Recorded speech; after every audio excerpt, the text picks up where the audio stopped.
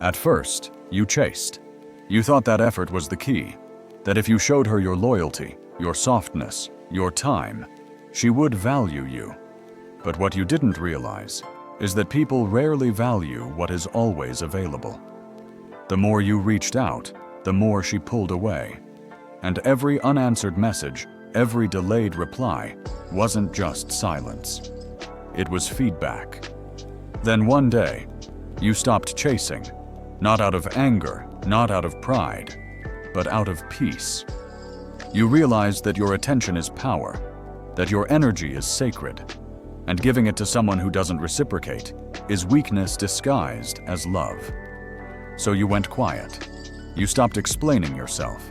You stopped trying to prove your worth. You redirected all that energy back into yourself, into discipline, into purpose, into becoming a man who doesn't need validation, because he is validation. And that's when it happened. She noticed. She felt it. That shift in your energy from "I need you" to "I'm fine without you."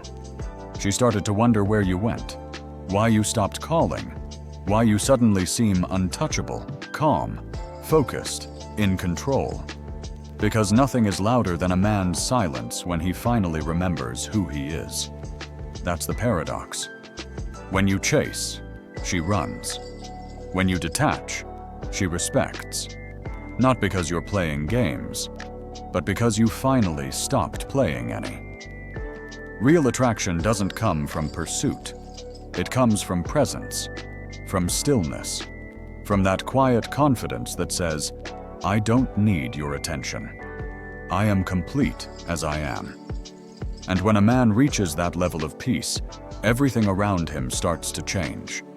People start to treat him differently. Women start to see his value. And he starts to move through life like a storm that doesn't need to make noise to be felt. So stop chasing. Detach, return to your mission, your purpose, your power. Because the man who walks alone in silence is often the one everyone turns to when the noise fades.